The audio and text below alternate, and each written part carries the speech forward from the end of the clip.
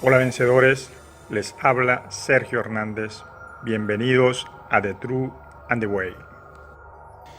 Hoy hablaremos de cómo identificar las doctrinas de demonios de los espíritus engañadores. Este video está dirigido principalmente a aquellos que aún no han llegado al conocimiento de la verdad. En Juan 10:10 dice que el ladrón no viene sino para hurtar, matar y destruir, y que Cristo ha venido para que tengamos vida y para que la tengamos en abundancia. Siempre he dicho que lo que es simplemente malo es fácil de identificar. Es decir, matar es malo. No habrá dificultad alguna en identificar que alguien que ha asesinado a alguien ha hecho algo malo. Difícil es identificar aquello que siendo malo parece ser muy bueno, porque es en esta parte donde Satanás ha sido sagaz y hábil para engañar a los pueblos y hurtarle aquello que es lo único que le interesa a él quitarle a la gente: la verdad. Es encargado de diseminar religiones y religiones en cantidades industriales con doctrinas de demonios y espíritus engañadores, fundamentadas en vanas y huecas filosofías. En una oportunidad, conversando con alguien muy religioso, al punto de que raya en el fanatismo, me pude dar cuenta que esta ha sido el área más exitosa que ha tenido Satanás. Y es solo por falta de conocimiento e ignorancia que las personas son seducidas por esas doctrinas falsas, que son adornadas de mucha celestialidad, cuando en verdad son inspiraciones demoníacas que hacen que los llamados tropiecen en su búsqueda de la verdad y hacen errar aún a muchos escogidos. Como dije antes, detectar lo malo cuando es evidente no tiene problema. La complicación está en que muchas personas no han sido instruidas apropiadamente, pero poseen una gran creencia. Son atraídas en momentos de apremio o necesidad y acuden a corrientes religiosas fundamentadas en doctrinas de demonios. Y solo por su nivel de creencia reciben aquello que en teoría y en términos prácticos, desde el punto de vista meramente físico, es bueno para sus vidas. Pero enlazan sus almas a las doctrinas de demonios, quedando expuestos a las puertas del infierno por solo apreciar el recibir un resultado favorable en el mundo físico, lo cual no tuvo nada que ver con el Dios verdadero. Para esas personas, por su ignorancia, es muy difícil que reconozcan que han sido engañadas por Satanás y piensan más bien que están muy alineadas con la voluntad de Dios solo porque han recibido un milagro de sanidad, por ejemplo, en algún momento. Recuerda que Cristo dijo en Marcos 8:35, porque todo el que quiera salvar su vida, esto es, alejado de Cristo, la perderá, y todo el que la pierda por causa de mí, o sea, por causa de Cristo y del Evangelio, la salvará. Muchas personas ignoran que la idolatría es una de las cosas más detestadas por Dios y que no hay una cosa que les aleje más de Él que el hecho de ir ante los ídolos a adorarles, suplicarles y honrarles. Mucha de esta idolatría está presente y con mucha fuerza en aquellas corrientes autodenominadas cristianas, pero en términos reales y a la luz de la verdad, solo son congregaciones o religiones que nada tienen que ver con Cristo y con Dios, aunque les nombren mucho.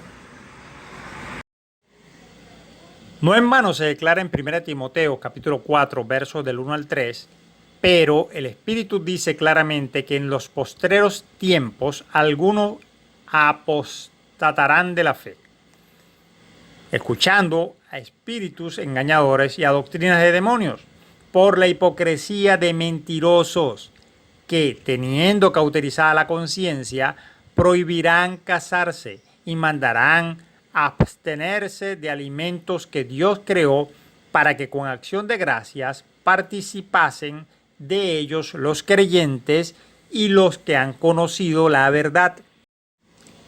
Existen religiones como la adventista del séptimo día que prohíben que se consuman ciertos alimentos que Dios ya limpió.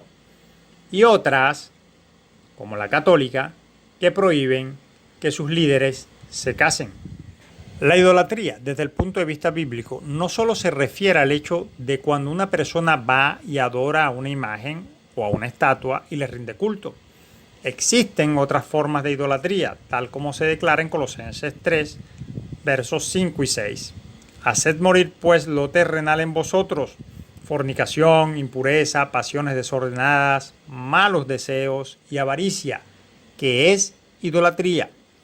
Cosas por las cuales la ira de Dios viene sobre los hijos de desobediencia. Las personas que andan en la búsqueda de la verdad en muchas ocasiones son seducidos por congregaciones de diversas corrientes, por ser numerosas en asistencia, o porque la música y el espectáculo es agradable o motivador, o porque los mensajes son prometedores de éxito financiero y prosperidad, o prometen sanación del cuerpo físico.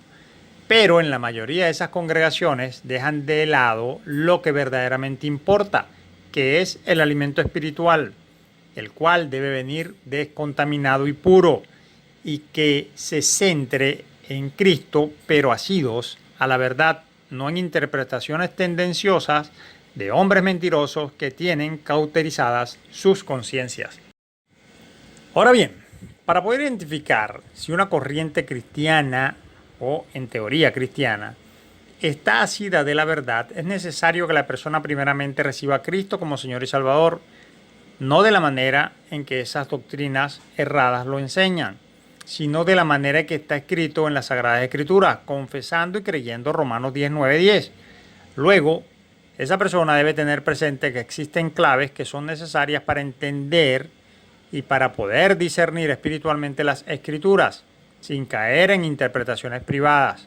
También debe tener claro que existen administraciones o tiempos para cada época bíblica, que si bien la Sagrada Escritura sirve en su totalidad para los cristianos, en Romanos 15:4 se declara que las cosas que se escribieron antes de la gracia para nuestra enseñanza se escribieron, a fin de que por la paciencia y la consolación de las Escrituras tengamos esperanza. No todo lo escrito en la Biblia está para nuestro estricto cumplimiento. Muchas cosas fueron dirigidas al pueblo de Israel y su linaje, y debemos recordar que la ley les fue conferida a ellos para cumplirla. Los gentiles no estaban en ninguna manera sujetos a la ley, mas, venida la gracia, la administración de esa ley que fue dada como ayo a los judíos ya no tiene vigencia, dado que ha llegado una ley y una administración superior, porque por las obras de la ley nadie podría ser salvo. Romanos 3:20 dice: ya que por las obras de la ley ningún ser humano será justificado delante de él, porque por medio de la ley es el conocimiento del pecado, y la ley y los profetas fueron hasta Juan. En Mateo capítulo 11, verso 13 dice: porque todos los profetas, los antiguos de Israel, y la ley profetizaron hasta Juan. Recuerda, las Sagradas Escrituras son la recopilación de toda la voluntad de Dios. Los miembros de la Iglesia de Cristo somos hijos de Dios, bien seamos judíos o gentiles, siempre que hayamos confesado a Cristo como nuestro Señor y Salvador. Entonces, en ese momento somos adoptados por Dios en Jesucristo y redimidos de la maldición de la ley y del pecado, lavados, justificados y santificados por la sangre de Cristo. Y estamos sentados en los lugares celestiales con Cristo, quien está sentado a la derecha del Padre. El querer un cristiano sujetarse al cumplimiento de la ley, la persona se pone bajo maldición, porque está escrito en Gálatas 3:10, porque todos los que dependen de las obras de la ley están bajo maldición, pues está escrito: maldito todo aquel que no permaneciere en todas las cosas escritas en el libro de la ley para hacerla. La ley era un yugo tan pesado de cumplir que solo Jesucristo logró cumplirla, aunque para los judíos él quebrantaba la ley al hacer sanaciones los días de reposo, porque ellos no estaban sujetos a la verdad. Ten presente que por muy especial que aparente ser algo, no necesariamente proviene de Dios. Probad los espíritus si son de Dios, como dice en 1 de Juan capítulo 4. Yo te digo también, probad las doctrinas si son de Dios. Dios te bendiga. Te invito a suscribirte al canal.